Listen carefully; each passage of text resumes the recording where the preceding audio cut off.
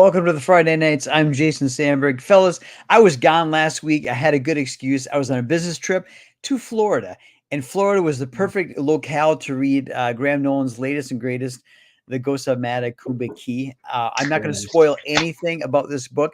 Enjoyed it deeply. And he throws you a curveball at the end of the story. I'm not going to tell you what, obviously, can tell you what happens, but this is a fantastic read if you haven't picked it up. And of course, I dug this out to breeze through it today because our guest is on. Arron is here joining us again tonight. So I took a gander, looked at this again, which I had greatly enjoyed. And as usual, I'm working on Jupiter issue 2. Jupiter issue 1 is in demand on Find My Comics at Indiegogo, and I am inking away on issue 2. Looking forward to having something that's worthy of sharing with all of you very, very soon. But fellas, nice. Great to be back. Craig, how was your week? All in all, is pretty good. I do have one small story, but before I begin with that, I as well dug out.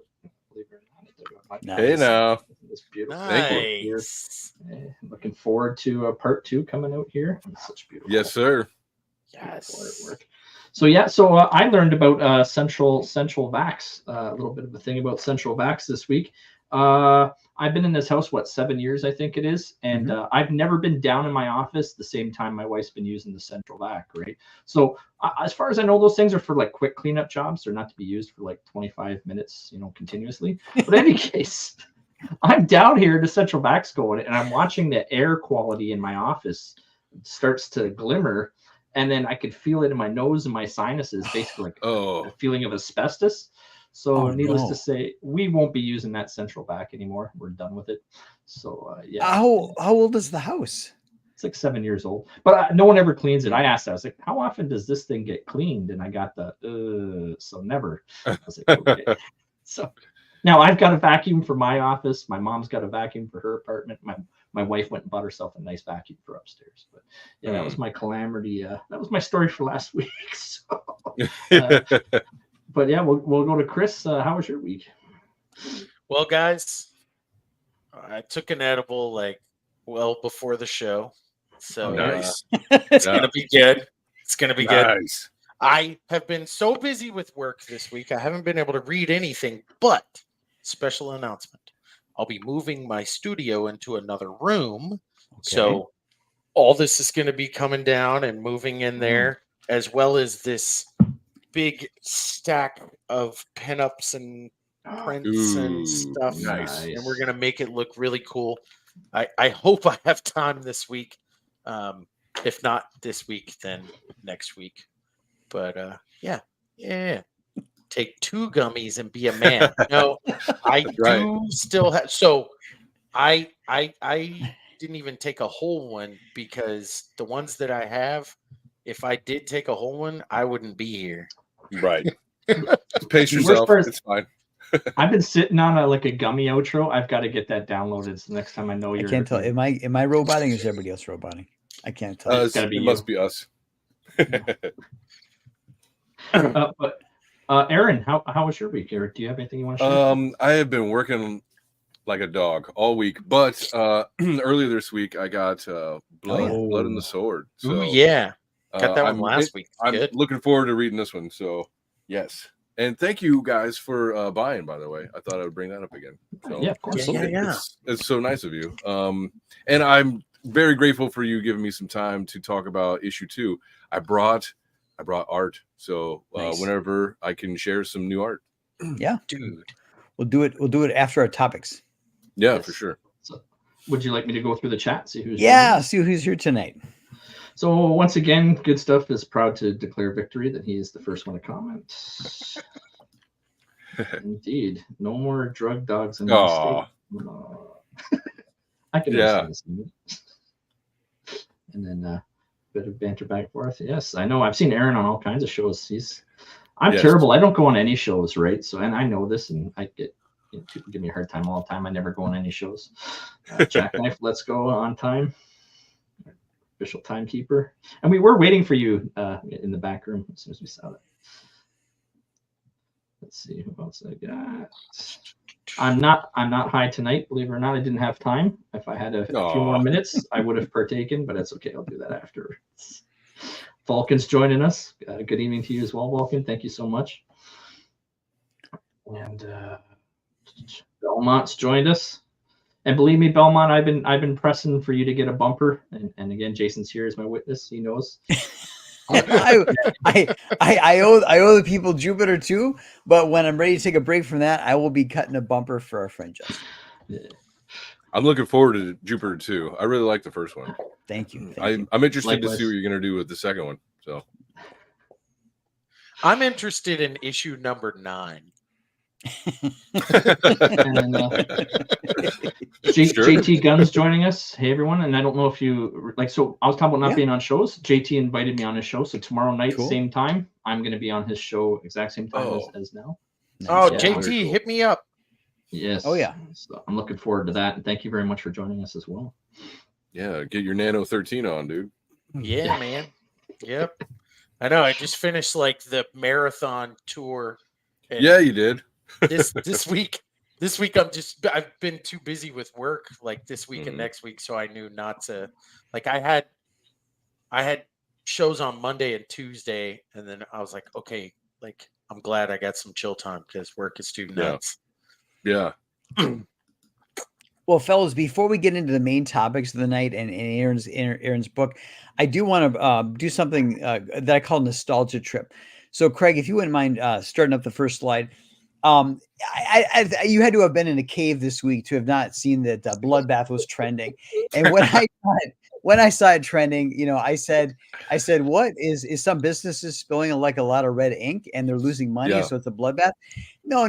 It was people finally remembering that although he lost the property to a venture capitalist, Rob Liefeld did create Bloodbath. So we're gonna do a little walk down memory lane. It'll just take a few minutes. Craig, advance to the next slide, please. Okay. Well, Oh my gosh. So I love the pouches. I love the Rob Liefeld Bloodbath era. It was one of my favorite characters. It started as a backup feature in Brigade, and you know, I remember this. So then now he took the character with him to his next. That's right.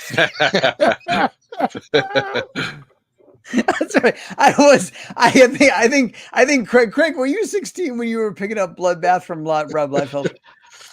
close to it. Yeah, pretty much. Yeah. Yes, That's good spot stuff. on. Jason likes his pouch. All right. So Craig, what's the next slide? So, you know, obviously then Rob parted ways with the Image crowd. He moved to Awesome Comics, was doing the Fighting American, and a backup feature in Fighting America was he said, hey, I'm going to put my Bloodbath character in Fighting America. Great little run. You know, Bloodbath never had his own series, but he was always a stalwart backup feature for any title that Rob Liefeld was creating. Aaron, did you dig Bloodbath? I don't remember a lot of Bloodbath, so I can't comment on that. But I will say, you know, I always like his designs, and especially the hair on this one. It's terrific. And yeah, so what were some of the adventures that Bloodbath got up to? Just it was always like he would wake up, they would defrost him. He was like a covert op guy with like no memory, and he would just wake up and he would be like, I'm putting an end to this. He would like bust through walls and shoot people and stuff like that. He has I love muscles it. on It's his very collarbone. 90s. Yeah. Very 90s. And then Bloodbath did have another iteration when Rob moved to the Extreme era. We want to call that one up. There you go. So my favorite issue, my favorite era of Bloodbath, Rob Liefeld's Bloodbath, was the Extreme era because it was he took it up to 11. So, like, how do you work out the extreme muscles around your collarbone? I was so worried you were going to disparage Rob Liefeld in here that I came in here. I'll show you. I was doing damage control. I was like, I got my Bloodstrike signed by Dan Fraga that I got from Toronto in 1994. Dan Fraga penciled this and Rob inked it. And then I was like, I've got my Young Blood #1 signed by Rob Liefeld. Just to be like, hey, like, and then, by the way, all these are lettered by Kurt Hathaway. I don't know if anyone in the chat knows why Kurt Hathaway is near and dear to me. He's also a letterer for Soltac.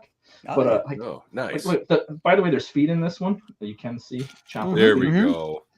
Oh yeah. Oh, yeah. man, So fuck you. The Death of Chapel. Nice. One of the greatest issues of Youngblood. Youngblood X-Force. I met and Chapel. then Extreme Hero, and then this rarity I got here, Extreme Zero. So yeah, I was like, I'm gonna do damage control if he's here to display. Very 90s.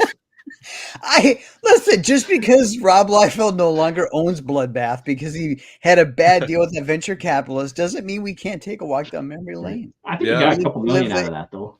You know, I don't know. So once you give me $2 million for Soul Pack, I'll sell it. Yeah. Liefeld is like, you know, the first hero of comics that I remember, you know, getting into comics. It was like, you know, well, one of my first comics I bought regularly was X-Force. So, you know, I remember his work from that. And I don't know, something else, maybe New Mutants or something like that. But I will say that just him in that was a Levi's commercial. Just, I remember that. And like going to Taco Bell or something like that in his Jeep. I remember reading an article. Between him and Mark Wahlberg, yeah, I had to go get button flies. That's true. Yeah. But he was like a rock star. He was like one of the first comic book rock stars for me, you know. And then Image, you know, and Jim Lee, because by then I was already a huge fan of everybody that formed Image, you know, when that even cracked off. I was like, oh my God, all these guys are, you know, they're going their own way, sticking it to the man. Yeah, so cool. Rob Liefeld's passion, his enthusiasm, energy, it's contagious. I enjoy listening to his podcast. Yeah, it's really good. Yeah. So so when I do kind of poke him in the ribs, it's all good natured fun.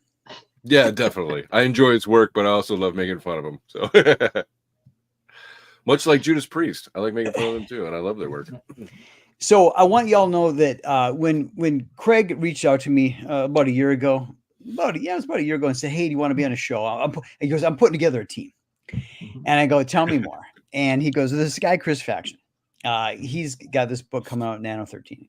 Oh, okay, introduce me."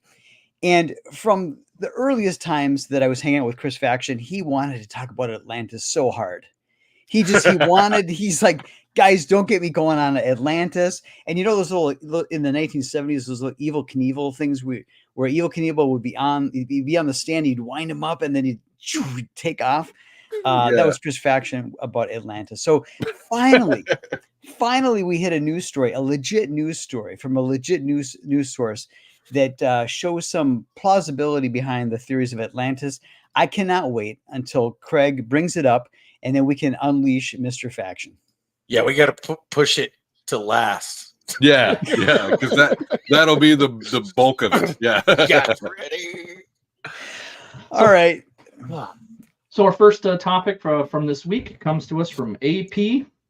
Nothing to sniff at. There's a new bill introduced, I believe it's in Ohio, that would help pay for retired Ohio drug detecting canines under the new legal cannabis in the state. So essentially, there's 300 dogs that now find themselves out of work because you can't retrain dogs to not react to cannabis after they've been trained to react to cannabis. So now they have to hire 300 replacement dogs that aren't trained to do so. So immediately what springs to mind is like, how much are they paying the dogs? I mean, what? I think they pay them in weed. Yeah. Oh shit. So Arron, you're a small businessman. You're an entrepreneur. Are they not missing out on if you're Cheech and Chong or you're some sort of dealer, you know, some kind of marijuana dealer? Aren't you missing out on a great marketing opportunity? You have the dog in the shop. And then when people bring something out of the jar and they're going to buy it or whatever, you bring it by the dog and you see how excited the dog gets. You go, this is legit stuff. Yeah, they're not fooling this. Yeah, this is good stuff. It's got my paw of approval here. I think that's the solution. They need to hire the dogs in the pot shops. That's a good idea. I don't know. I think that they would just be going crazy all the time. I mean, wouldn't they just be excited constantly and barking? And it would be really unfortunate if they attack a customer. You know, it's like then oops, sorry. That's why you give them weed. Give them a doggy downer. You feed. So they're cool with it. Yeah, and then if they're too laid out, you give them a puppy upper. What's the canines? What's the canines? Wait, why are we getting dogs addicted to drugs? Wait a minute. But most of the canines I've seen when they detect what they're trained to detect, they usually sit down and they'll like wave a paw, like so it's not like they attack it. Yeah. Hey, it's over here. I mean, not that I've ever experienced that. Yeah, not that not that I've ever had a dog attack my crotch because police dog. Anyways, continue. Don't worry, everything's fine down there. Yeah. So anyone else have anything they want to add to the Ohio drug sniffing dogs? So what I do want to add is, if you're wondering about what's going to happen to these 300 dogs, apparently they all live with whoever they work with on that canine team. So those officers do have first pick to buy their dog for $1 each. So hopefully they all do that. I hope man, like that's your homie. I hope you take care of him. That's a good question. Is what are the expenses? Like, why do you have to, how far do you have to dip into the public coffer to pay for 300 dogs? Just feed them dog food. Like, it's thousands of dollars to retrain. Is it like retirement? It's like, oh, here's dog food for the next 10 years until you're dead. Right. Hey, have you looked at the price of dog food lately? Yeah, that would be $1,000. No, it's got to be some kind of payout to somebody, right? It's like, oh, let's go ahead and throw 50 grand at the chief because he's losing this part of his department, and then we're going to throw another, 5 grand at this. Yeah, I don't know. It just seems like another scheme. That's what I expect. Am I too jaded? I'm old and jaded now, aren't I, guys? Well, how about we just take the dogs and we move them to states that haven't legalized cannabis? Perfect. Listen, good idea. You're not thinking like government, Jason. Yeah. Clearly. Well, then, but you got that's the nicest thing that's the nicest thing you've said all day. You got the dog handler. You got to move the dog handler. Yeah. That's now it's movement fee. Right? Shit, get me on that one. I think retirement and having their owners buy them for $1 is probably the best move. Yeah, for sure. Sweet. Yeah.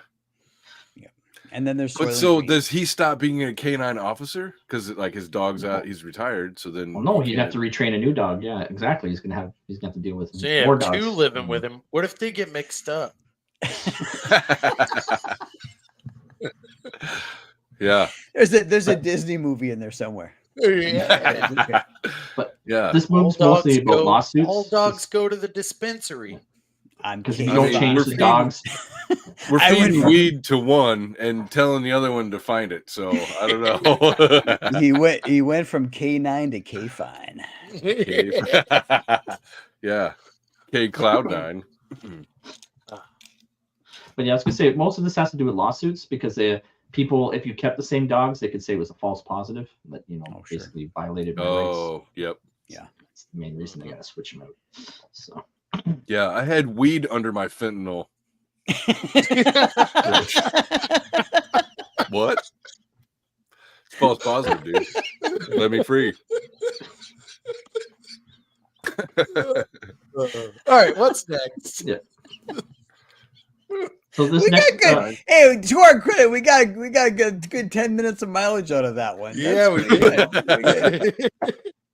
So the next one also comes to us from AP, and I'll remind everyone watching the show. The reason I pick for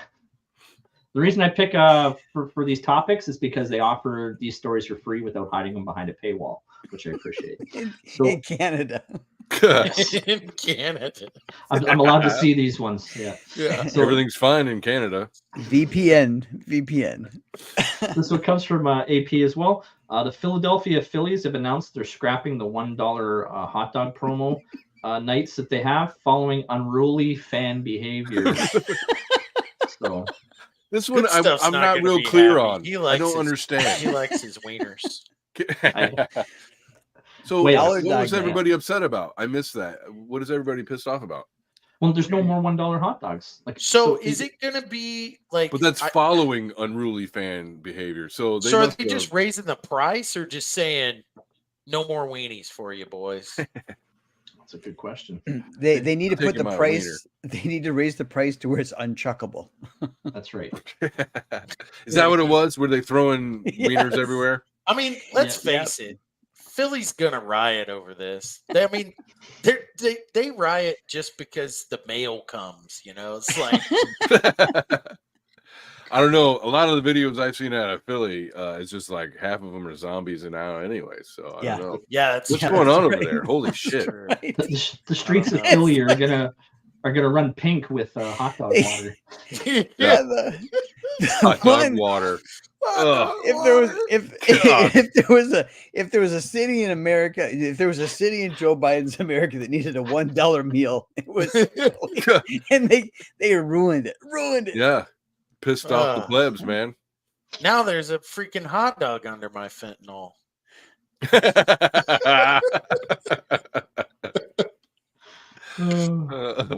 Yep. Jeez. That'll be the next mayor will promise a hot dog in every pot. Right? Yeah. Like, yeah. okay, it's fine. Run on the campaign of bringing back the $1 hot dogs. Yeah, Have here's you your seen my GPI, wiener? and you can, and we'll give you a free hot dog. That's right. Sweet. So Craig, I cannot imagine that, given human behavior, given the rowdiness of fans in general, I cannot believe this is the first time people were chucking the dogs. So do you think this is a Machiavellian move on the part of the stadium owners to say, hey, this is our cover story now to get rid of this lost leader of these $1 hot dogs? We can't. We're buying them for $1.25. We're selling them for $1. This is our chance to ditch this loser of a marketing strategy. And really, they're just the crowd was just as rowdy as they've always been. Or do you legit think this is the first time somebody started to throw their meat? So that is in the story as well. That exactly as you just said it. This isn't the first time they've tried to get rid of the promo.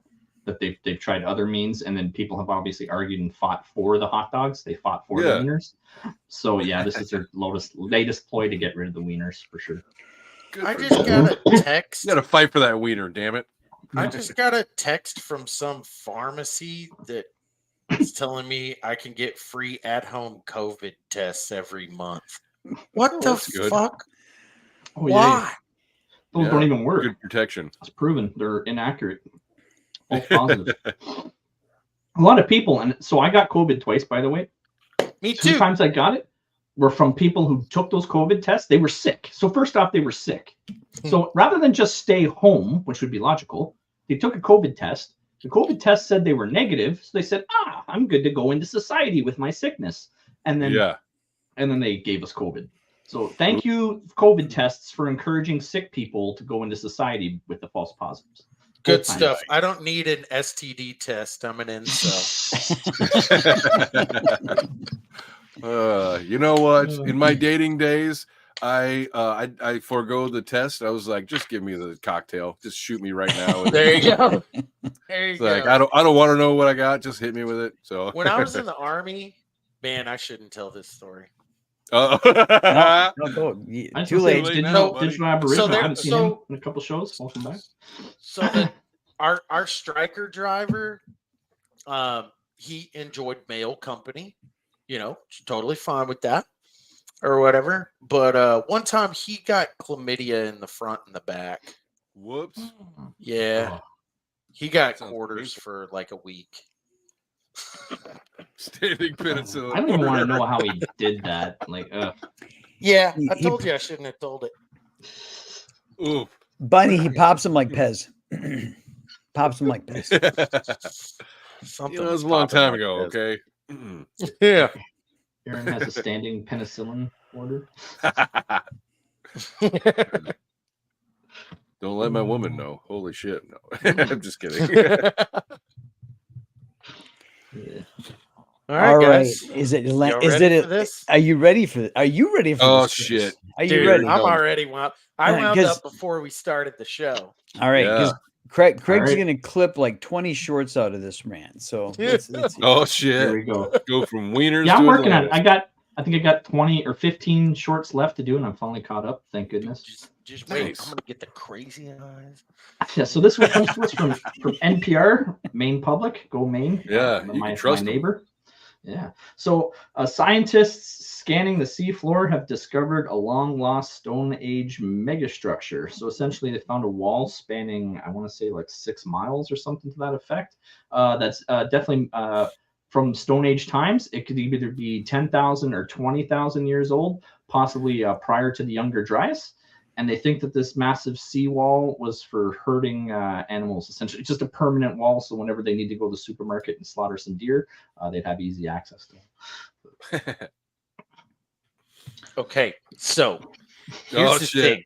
Here we go. Is like, first off, people that talk about Atlantis, it's been so commercialized and everything, they forget the second part of that. It's Atlantis was the capital city of the 10 kingdoms. The Jade Scroll in Egypt that was lost during World War I apparently told the story about all this and everything. And then, of course, we know about Plato getting some information and everything. Right. But Atlantis was like, so it was said to be the city of the men and the gods, where men and the gods live together. So at the time, before the Younger Dryas, there were like 6 other human species. One of them was the Denisovans. We only have a few bone fragments of Denisovans, but people in Asia have Denisovan DNA all up in them, just like Europeans have Neanderthal DNA all up in them. Yeah. Or whatever. But all the bone fragments that we found. Who has archaic DNA in them?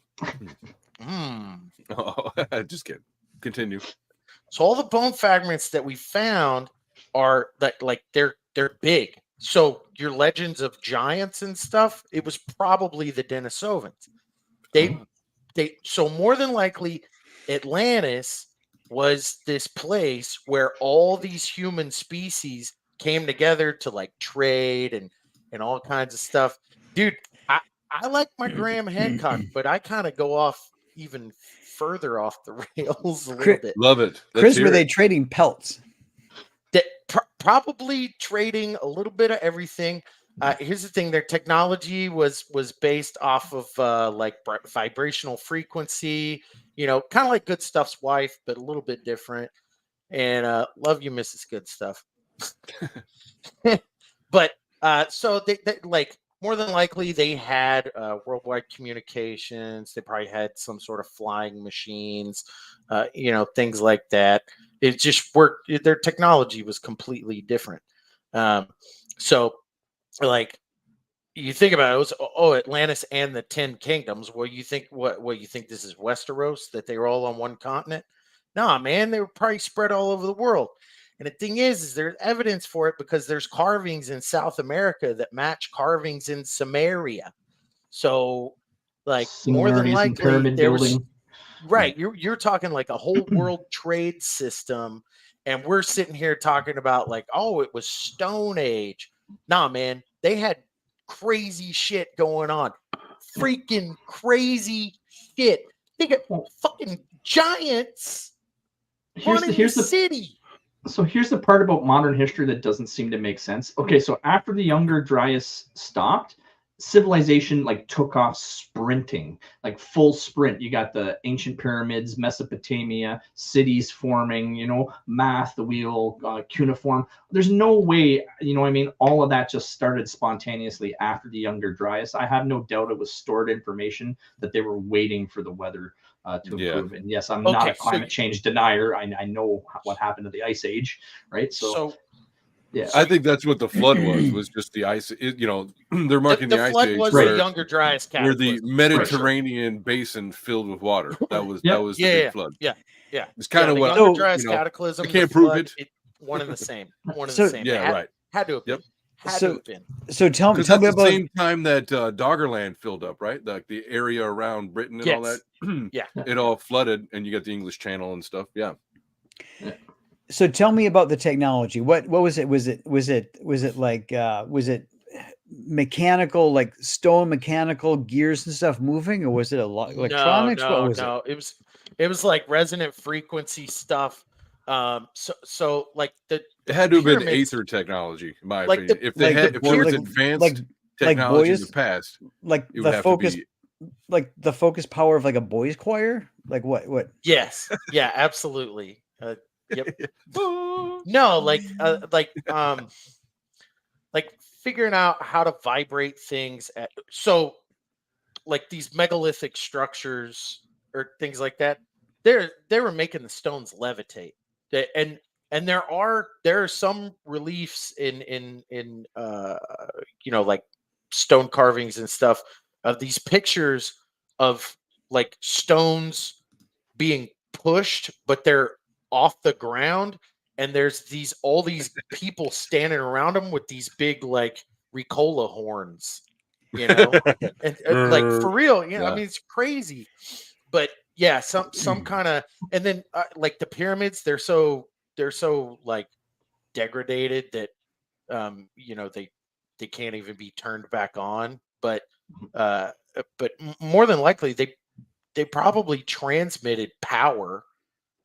Like if you look where they're built, what they're built out of, that they've lost their covering and they lost the was it the tungsten cap? Yeah. Like they were probably some sort of power plant that was, throwing power out like Tesla style via radio waves or something like that. So the people in ancient Atlantis, they were twice as tall as modern day humans. What's up with that? Some of them, like the Denisovans, were like I said, there's only like finger bones and teeth that they've found of the Denisovans, but the they've done DNA testing, and a lot of people in Asia have that DNA or whatever. But for real, like so Sorry. probably yeah. Chad like is hilarious tonight.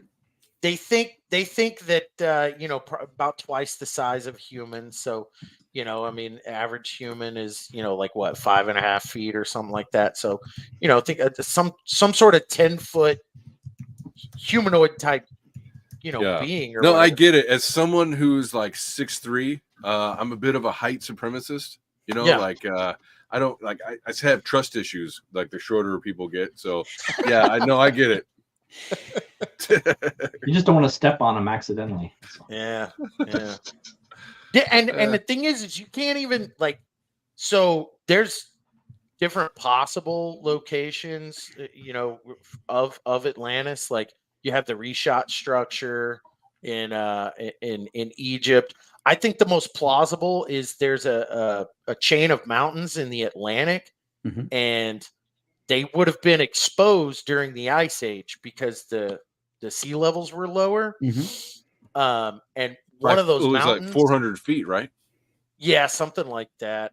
I mean, you're talking like the shore was literally in some places 400 miles out further than what it is today. Yeah. There's all kinds of structures under the water. Yeah, That well, we and could the reach Younger Dryas that we don't cataclysm even know. was so devastating; it would have pulverized almost everything that that it affected. But so like that mountain chain, one of those mountains is completely flat on top, and they don't know why. Like because Really? it's under the ocean, so it's not like easy to get to and check out, but it's unnaturally flat on top. Acid Titanic sub. Oof. Yeah, Too right. soon? Too soon? But scientific discoveries in the past 10 years alone, like I thought all this stuff was lost to history. We would never have answers. But with like LIDAR, what they're finding in South America and all the old cities, somebody found out that even the cities in South America align with the constellations. So they're even finding cities based on, well, there's a star here, so there should be a city here. And then they're going there, and sure enough, they're finding. Yep, See, and we're so stupid because we live in a world where there's light pollution. So we honestly can't understand. Like, even if you live out in the country, you're still not seeing the same sky that the ancients saw. Well, in like, I mean, you're seeing closer to it. But if you've ever been out, say, in the middle of the desert and been able to like see the sky in its most natural form that you can, You know, a it trip. is insane. And so take like Gobekli Tepe, for instance, which was built after the Younger Dryas. It's the oldest megalithic structure. They don't know. It could predate. It could have been where they stayed alive. They could have kept cattle and livestock, and they could have stayed in there. It could have been, but the carvings on the pillars indicate that it was watching the sky. It was some kind of observatory, which would make sense because if you survive the Younger Dryas, you know, where something from space crashes into the glacial lake in Canada, and then flash melts the ice, floods the earth, and all that, you're going to be really aware. You're going to be like, whoa, we got to start watching the sky. Gobekli Tepe was probably that spot. They were like, and they were telling the people around because, you know, it's like also they're saying that this is where agriculture was taught and things like that to tribal type people. So it like they were telling them, hey, look, you need to keep your eyes up here because that's I mean, if you've ever like, you know, taken gardening and farming and all that stuff seriously, you're gonna watch the cycles of the great sky clock anyways. So but I'm picking up what you're throwing down. It makes sense. You would try to be more aware. But I think that people were already aware, you know. That's why we have so many so much mythology in the sky. I think a lot of people, I think that we've forgotten more that of what the people knew in the past than, you know, like we've forgotten so much more of what they live with every day because it was their everyday deal.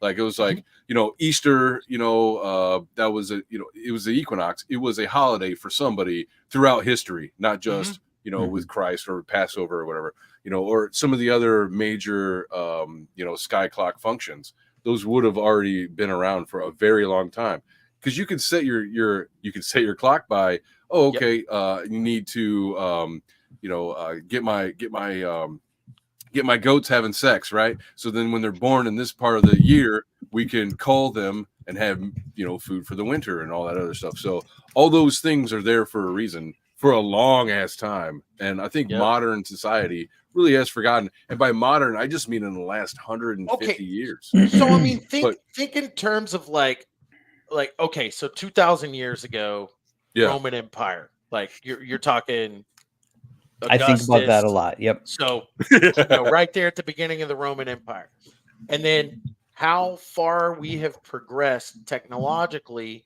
since that in just 2,000 years. Mankind 1700s to now, just 300 years. Right. Yeah. Mankind is, by most estimates, Homo sapiens been around for 300,000 years.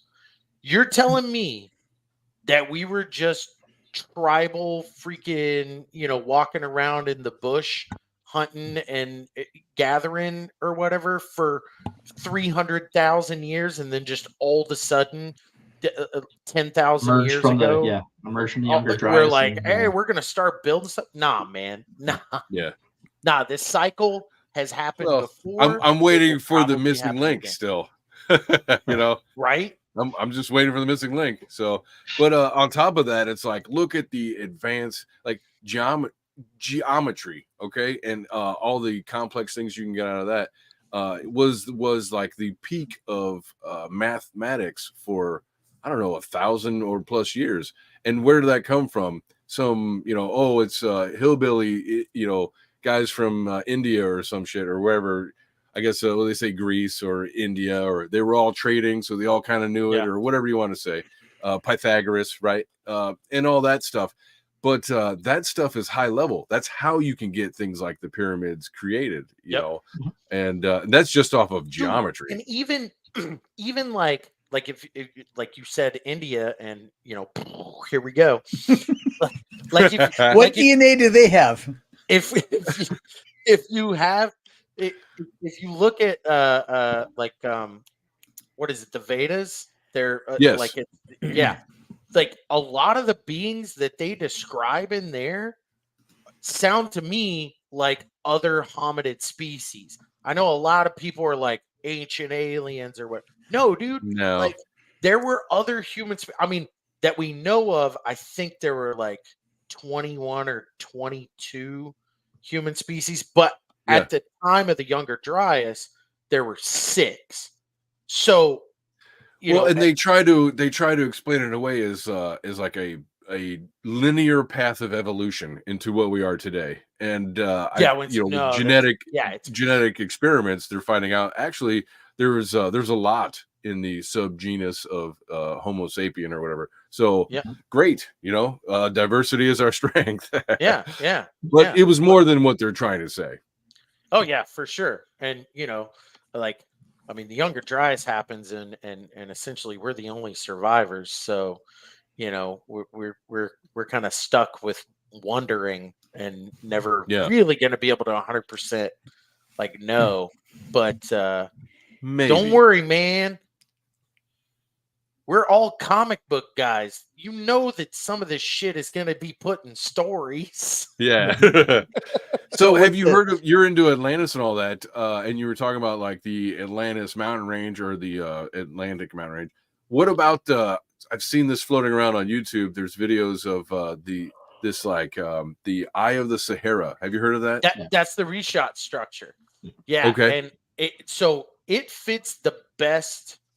It fits the description that was given to Plato. Right. So it's pretty high up in the running. But remember, like I said, the actual story wasn't just about Atlantis. Atlantis was the capital city of the 10 kingdoms. So it could have been one of the other kingdoms, or possibly also that area was lush and green during that time. So it very well, could have, been, because now you look at it, you're like, what? It's this weird disc in the middle of the desert that you can see from space. But it would make sense. And they think that there was a shallow sea that kind of came up around that area. In the east of, Eastern Africa. Yeah. So, and even things like, so the South American rainforest, that shit's man-made. That's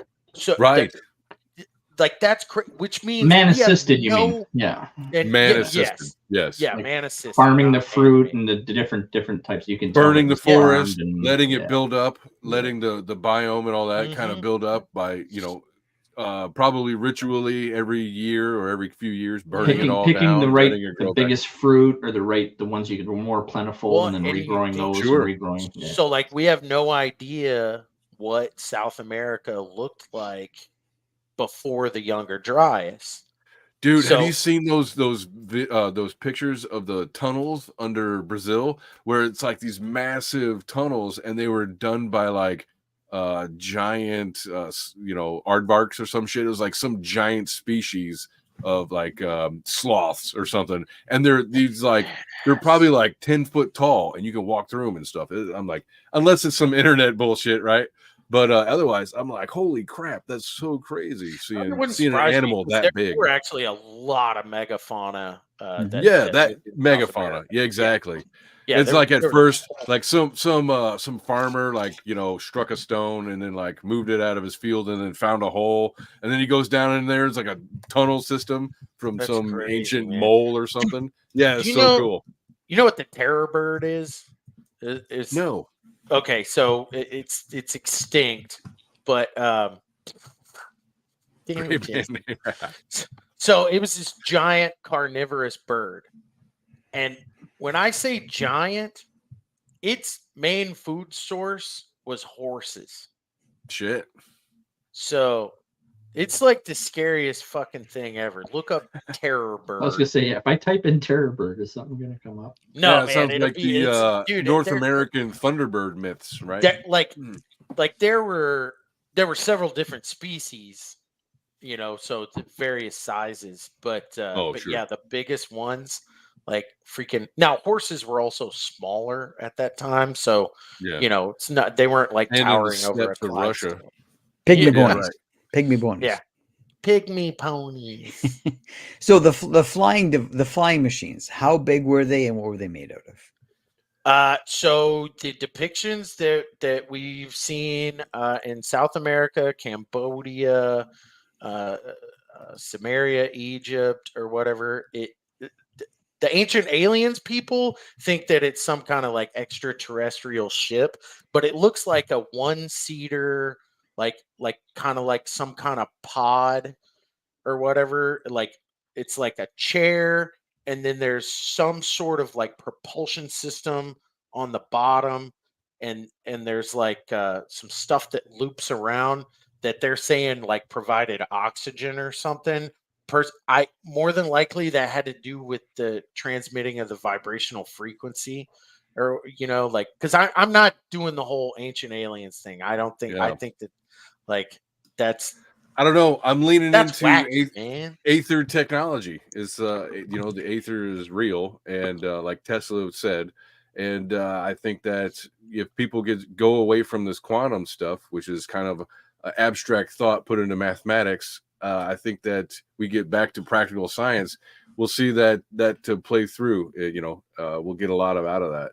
But I mean, he only created Wi-Fi technology based. Like, how do you have independent, like 2 points interacting at the same time without any connection? If they're in the same medium. So I don't know. There's a lot there, and I think that it's possible that people in the past understood that in a way that we don't yet. When we get rid of things like, even the guy that was credited for discovering the electron denounced it for years until he was like finally made a deal with the devil and said, sure, I'll go on along with this quantum and everything's a particle bullshit. And that's what he did. And unfortunately, all of his work has kind of been and that all that shit has only been around for maybe 100 years now. So look into actually what Tesla was talking about. You'd be surprised. Oh yeah, there's also plenty of other guys out there, Eric Dollard, things like that. Ken Wheeler, I love Ken Wheeler. So look him up as well. About 50 miles from where I live, there is a Tesla tower right off the highway, and it's a group of scientists that are trying to essentially figure out what Tesla knew.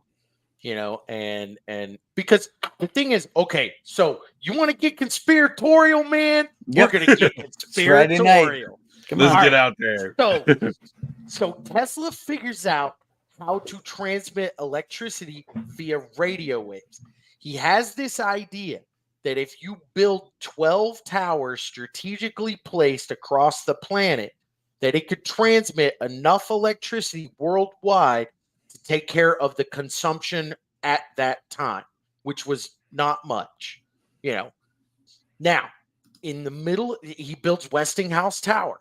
That's the prototype. That's the, and from everything we know, it worked exactly how, because he would demonstrate, and it worked exactly how he wanted it to. He shit all over the sorry to interrupt. He shit all over the quantum guys. Einstein, he said, he was a fuzzy-haired crackpot. It's because they weren't doing, in his opinion, real science. They weren't doing practical science. It was a him theoretical, and it's all abstract, theoretical. Well, let's make our numbers work. Well, how do they do that now? How do they explain it now? They say it's dark matter. What's dark matter? Well, we don't know. It's a variant that we put into our formula to explain our formula. There has to be something there that work? This makes sense. Yeah, I know. Yeah. Exactly. Like it's literally, and then it'll be like cosmic math. Or quantum foam. Well, you mean Aether? You're going to make me geek out. We're surrounded by it. Yeah. So one of the latest theories is that our universe is inside a black hole. Is what they think, because that seems to make sense with the way it seems to be working, and why there's like this obscure edge that we can't see. Well, if we were in a black hole, that would make sense. Yeah. Couldn't see past it. Yeah. Anybody know what happened to Wardenclyffe Tower? No. Woodrow piece of shit fucking Wilson. Yeah. It was during World War I. He had the United States Marines seize Wardenclyffe Tower because he claimed, or they claimed, that the Germans could use it to listen in on American transmissions. That's straight up bullshit, because it's not that kind of tower. It couldn't work like that at all. Right. the conspiracy theory is that Woodrow Wilson's administration said you can't tax what's free. We have to take it. Right. And it's believable because he's one piece of shit. Two, government. Yeah. Well, political pressure, right? Somebody wanted to make it go away, so they gave him a bunch of money to make it go away, right? Yep. Yep. Looking at you, fucking. Who's the guy with the light bulb? Yeah, of Edison, course. Edison. Yeah, Edison. Looking at you, stole the Edison. idea. Between AC/DC. Well, yeah, because DC isn't as first of all is not as true, because it completely ignores the sine wave and all that stuff of the AC/DC and all that stuff. But not only that, but if you look at the sine wave in a 3-dimensional, it makes more of like a torus field anyways. And he talked about torus fields, and he talked about that kind of math. So the 369, he's obsessed with 369. Yeah, because it devolves into the spiral sine wave and all this other stuff. So, but we can't talk about any of that because it's practical science. No, we have to talk about abstract science. You don't understand. So since you don't have a certificate, you can't talk about these That's abstract scientific ideas. That's where we went off the rails too. It's like Tesla was talking about using the natural world to our benefit. And we literally would have to pay a small maintenance fee once a year of $12 to have electricity if he would have been able to have his way. And it wouldn't have been invasive. You wouldn't have had power lines everywhere. You wouldn't have these substations taking up acreage that could be used to grow food and all kinds of stuff like that. And it's like, it's ridiculous that like the earth and mankind are always going to live in some kind of harmony, but when that harmony does get unbalanced, earth is pretty good at giving humanity a smackdown and saying back the fuck up, Yes.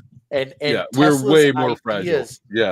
Tesla's ideas were essentially like technology and nature are like interconnected, so it's going to mitigate the earth from smacking you down every once in a while. Yeah, right. I mean, you still got shit that can come from space and whatever, but potentially every 30,000 years or so. Well, and like right now we're going through a polar shift, and we have no idea that there hasn't been a polar shift for almost 15,000 years. We have no idea what's going to happen. It's the polar shift has been so drastic over the last, I think, 15 years. It started in the 90s that they're changing the names of airports. Now, if you're going, wait a minute, they haven't changed the name of my local airport. Not for you, for the pilots, because the pilots know the airports by coordinates, and the coordinates are changing because the damn poles are shifting. And I was listening to a podcast the other day that this guy was talking about the last major polar shift was somewhere around 28,000 years ago, and the poles shifted a full 90 degrees. That would mean Florida would be in Antarctica. Yeah. Or you mean magnetically? Right. Magnetically, yeah. Yeah, that doesn't mean that the actual physical planet shifts. The magnetic the axis of the spin. The axis shifts. If you don't think that kind of shit wouldn't cause all kinds of issues, and if we're seeing, if it's been so noticeable that they're having to change the names of airports in order to compensate, then I mean, like that explains the climate change type stuff or whatever, like well, climate changes, like they like to just rebrand things all the time. We're gonna get every time you say you don't believe in climate change, it's not that I don't believe in climate change. I absolutely believe in climate change. It changes from spring to summer to fucking fall to winter. I'm not an idiot. Where I live, it's 4 seasons. It changes every few months. I don't believe what the politicians are claiming will be a solution is a solution. You want to use up all the rare earth minerals that we barely have any of that you're just going to waste in the next 100 years, and it has zero effect on the EV atmosphere cars? or the earth or Awesome. anything. Yeah, you're not doing a damn thing to change. That's it. like It's I just a do money not grab. believe in anthropogenic climate change, which No. like that. That's Now, you think are there how plastic arrogant do you containers have- running through rivers? Yeah, it's terrible, pollution's especially in real. third world countries. Pollution is for horrible. real. The Ganges Yeah. River isn't a place I'd bathe, but plenty of people Yeah, do. exactly. So how about we work on that kind of stuff before we just Exactly. start taxing everybody and saying that we're killing Mother Earth or whatever they want to call it. It's like, relax, guys, we could go on all night, but we have to talk about Arron's issue 2 of Immortal Rising. That's right. That's right. I'm trying to pull my brain back. I'm still in Atlantis. I'm flying around in space. There's that Dorito hating motherfucker. So now that we're done pretending to be intellectually smart on a Friday evening, I'm going to quickly play for us. Here's the first trailer for Immortal Rising.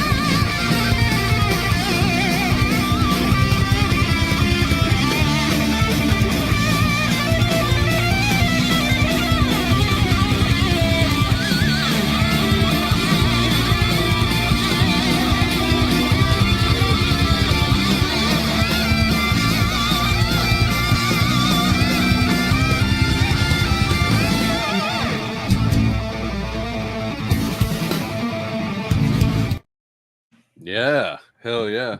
Woo, nice. I like it.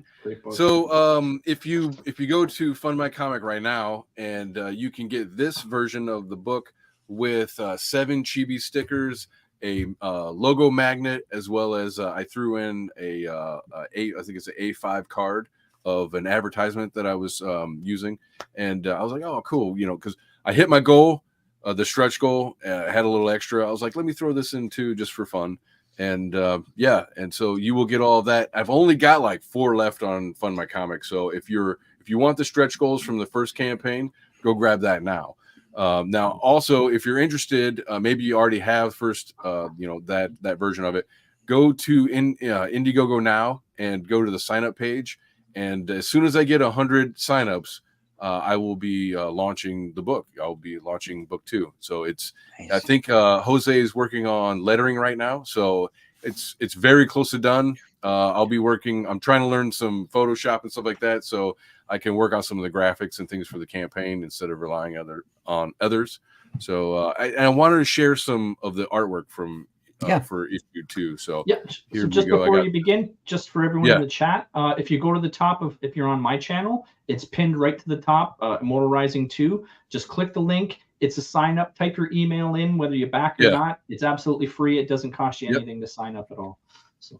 I'm looking forward to 100 people to sign up and let me know that they're down. So so Arron, as a crowdfunder, you're an advocate of signups. Yes. Yeah. Indeed, Chris, I am. Keep ribbing Chris, eh? Like I'm not ribbing him. I think he's gotten the lesson. Yeah. Well, and we all had to learn that one. So I'll on give you campaign 2. What's that? Do you want the full screen or? Is it not sharing?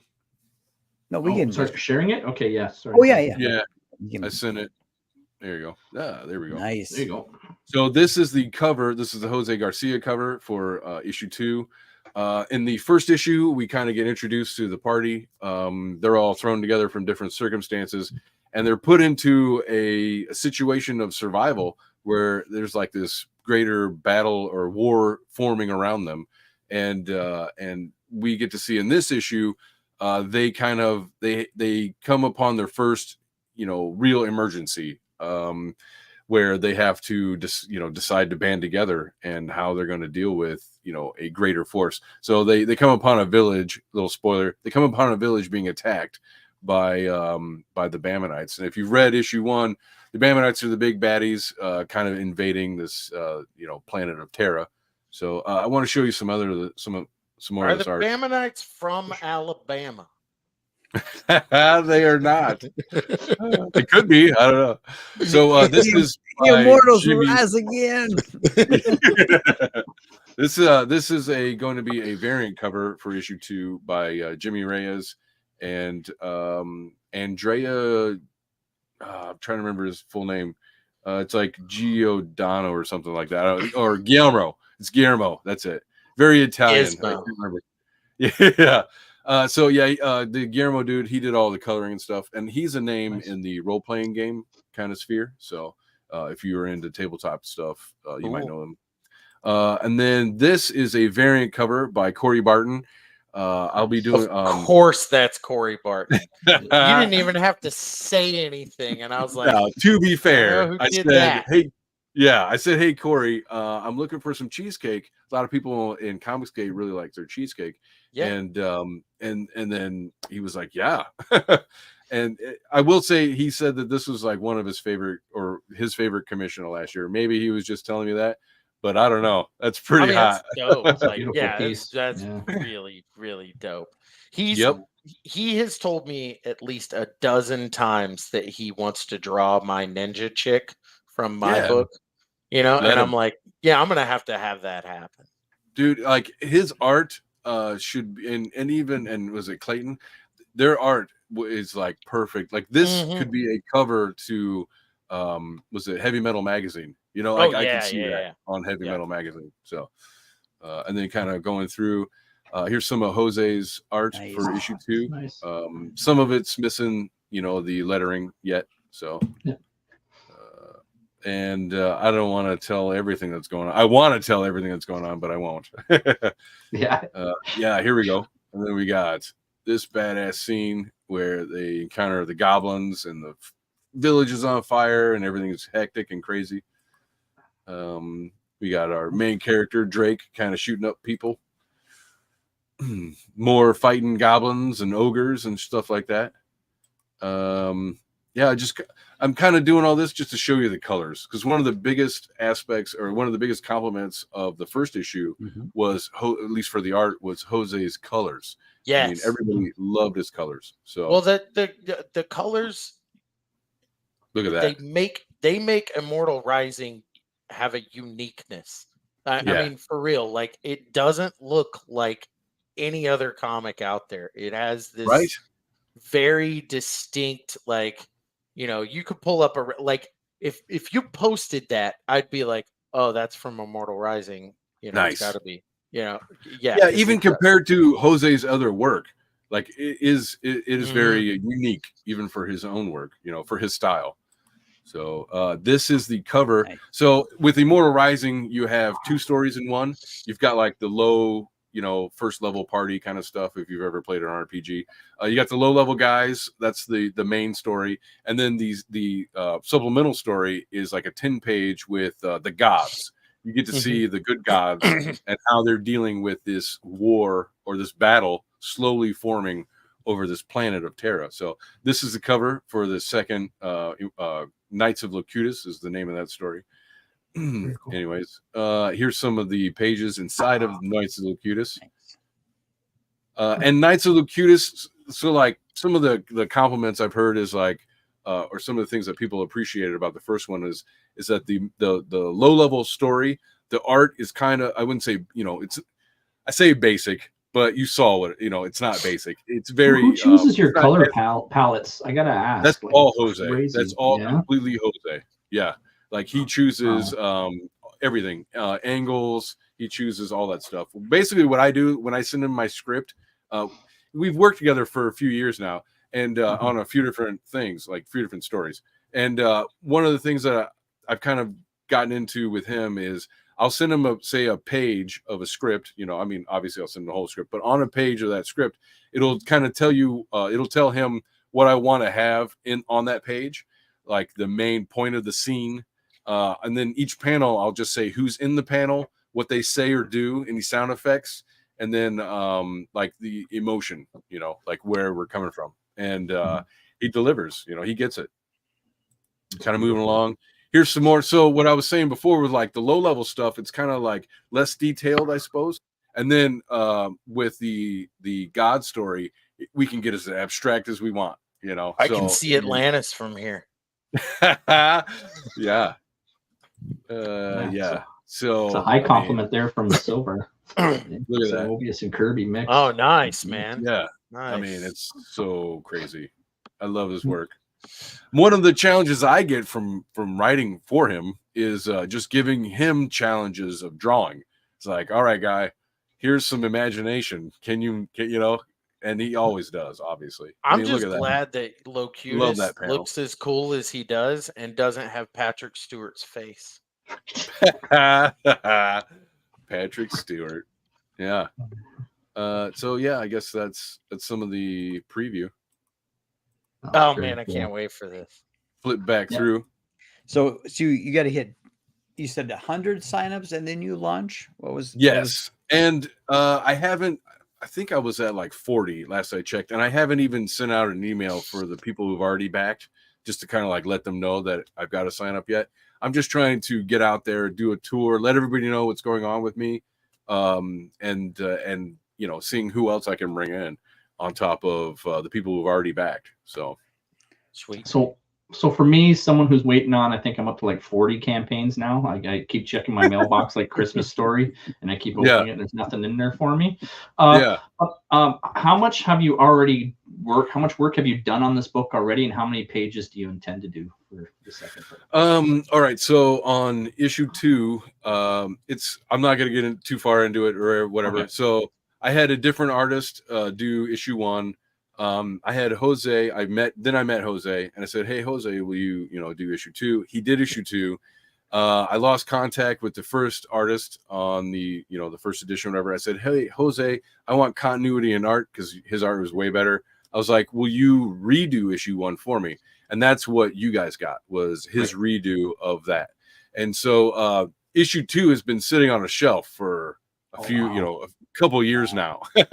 And his art style or his art ability his skills have increased. They've only gotten better since he first did issue 2. So he went back and redid all the pages, recolored everything, and just brought it up to his level. He was like, "Oh man, I'd be so embarrassed if I did that." I was like, "Fine, redo everything." I redid the script. I cut out a bunch of stuff, listening to some of the reviews. Not only that, but so like in the first one, people are like, "Oh, the pacing, it's very packed with details and all this stuff," which is understandable. High fantasy and all that stuff can be a lot. I thought I did okay on not getting too bogged down in describing everything. But at the same time, it all leads into the second book, where we kind of slow it down a little bit. We get to kind of adjust to the everything that we've been led up to so far, right? We get to kind of chew on all the information we were given in the first book. So in the second one, we get to see what life is like on Terra, this new planet that they're thrown into. We kind of get to see a little bit more of what the Bamanites, what that means on Terra as well. Like, what is it that is going on? And then with the God story, we get some more of the high up talk. They're like, well, the Bamanites are coming in, they're doing this and that, and we need to redo this, and we need to figure out what that was. And it kind of leads on to the mystery of, what the Bamanites are even going to Terra for, who Locutus is. We get to a little bit more into that. And the Knights of Locutus, why they're doing what they're doing, that kind of stuff. And then that will lead into the third one, which will, spoilers, will be a giant battle.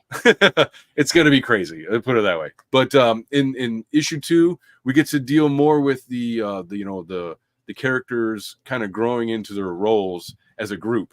Do they even mesh very well? At the end of the first one, they basically just met. So in the second one, they get to spend a little bit of time with each other, and we get to see how that plays out. Because, their personalities are all very different.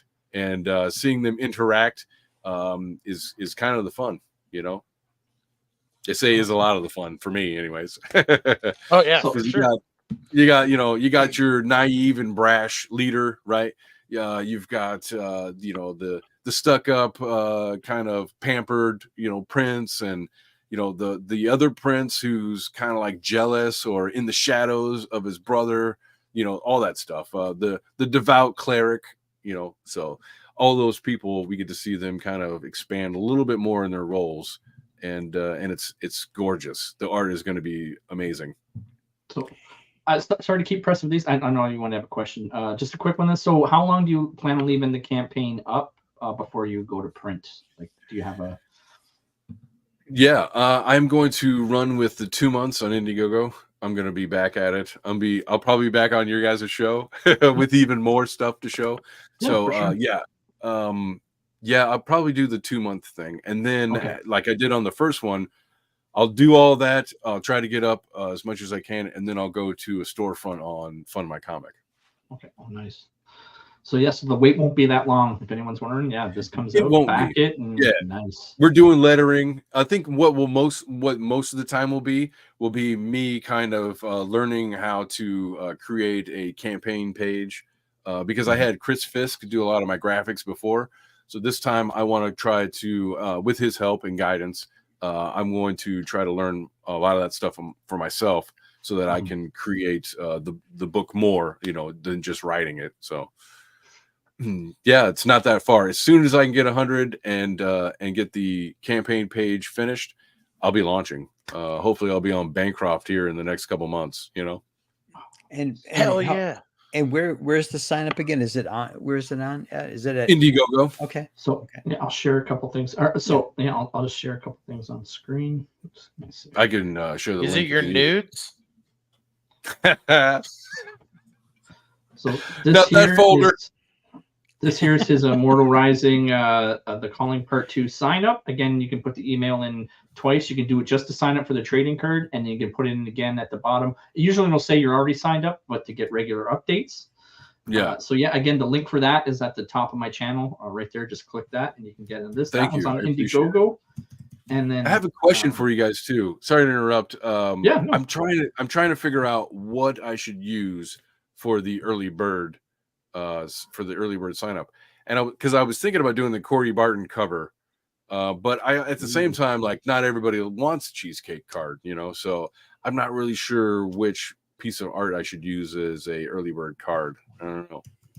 We can go back through them and you can maybe ask the chat. Well, let me reshare it because I think I still got it up. So, oh, you did take it down. You just took it down. So, what I was going to do here while you're pulling that back up. So this is the Fund My Comic that I've been putting in the chat. It says you have 63 backers, and I am going to chance fate, and I'm going to hit the refresh, and I'm going to see if that 63 moves. We usually have pretty good luck on the show. I mean, yeah, I like to think that everybody in our chat already has your book, though. It's a very good chance. I've had great feedback from the indie scene, so I really appreciate it. Yeah, she's here. Let me try. I had to try. All right, so I'll pull this back up. That's all right. So we're looking for feedback from the chat. Feel free to throw it in once you look through these ones. Which one you would like to see more as basically a stretch goal as a trading card, as a early bird sign up. I'm kind of thinking like doing one of the covers as a card. So like the Barton cover, I think is a really good idea. Yeah, but that's what I was thinking too. I get what you're saying. And I think like the most look, don't take advice from me. These guys wouldn't. But that one right there, that's the most well-rounded. Like, I mean, I would love to have that card. Yeah, badass. Yep, so, Jimmy Reyes card. That'd be nice. Yeah. So is it 1 for Barton and 2 for Reyes? Is that what we want to do? Let's see. I think so. I think so far, yeah.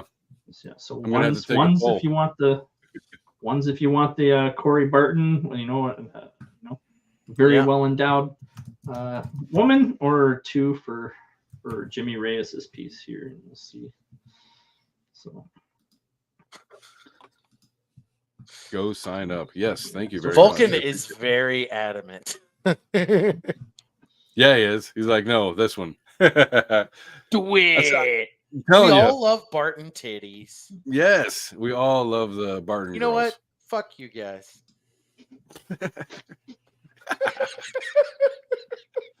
Dig.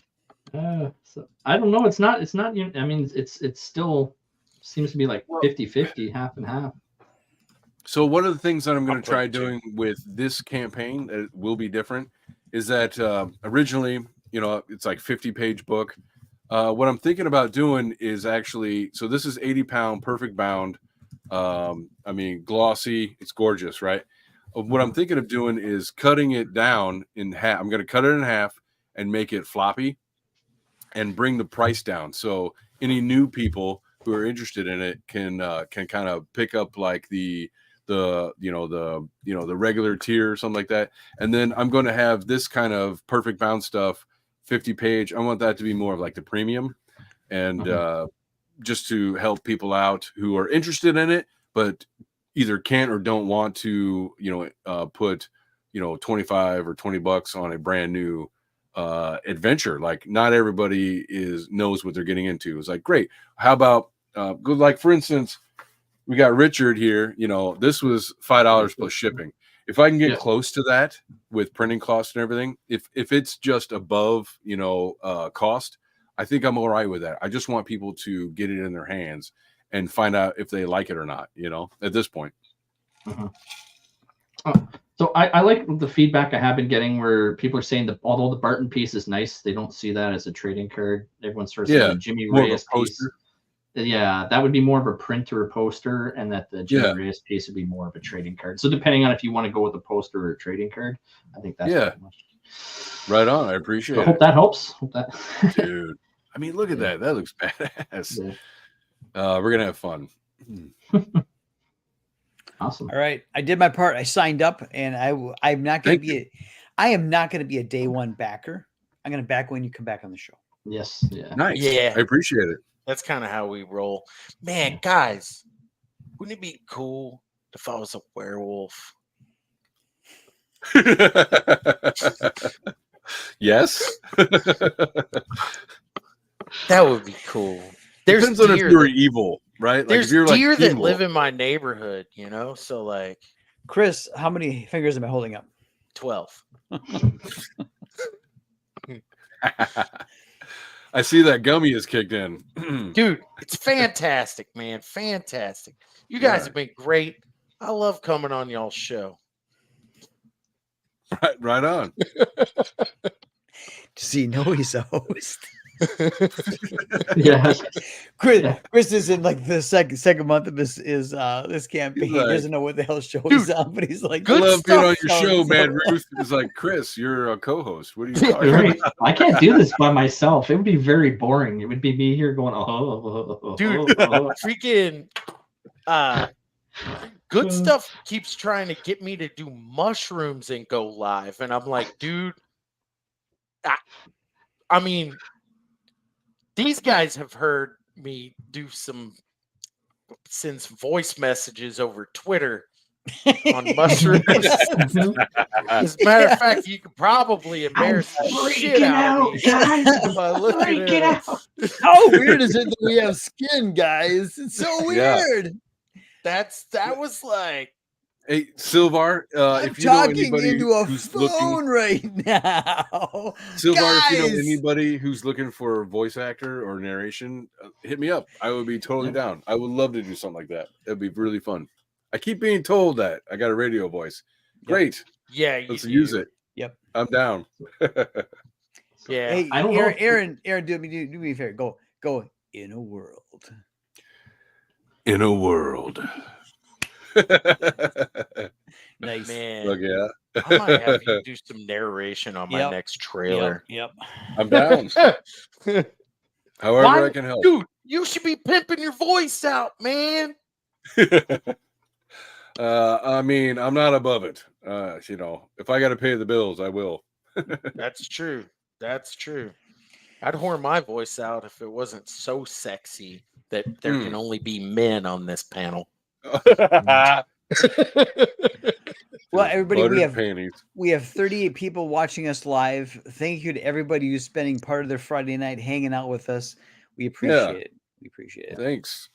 Yeah, you I know guys make this happen. We're all waiting for Jackknife to come jump back in the chat. But, That's We're right. witnessing history in the making. That's right. That's right. And dude, pimping ain't easy. Not that I've ever tried, but I can imagine. That's how you get the gangster lean. It's because it Dude, ain't easy. I mean, you think about it. All those women, like, I've been around cats, and I feel like it's similar to being around a bunch of cats. There's like- that edible. Yeah, man. If I was a werewolf, though, what do women and cats have in common, Chris? neither one of them want to be told what the hell to do. And if you're a pimp, how the hell, like, it's a pimp. That's why you got to keep your pimp hands strong. Don't wear your ring. That's right. Don't wear your There you ring. go. You can't be Don't marking leave up any that marks. pretty face. Got to make my money. All right, everybody. When you go to your LCS this weekend, look for some old Rob Liefeld bloodbath in the back issue bins. Yeah. Yep. Everybody have a fantastic weekend.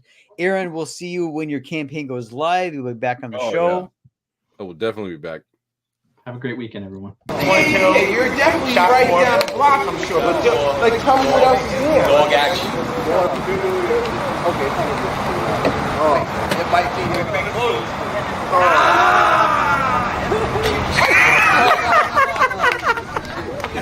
Don't get me on YouTube.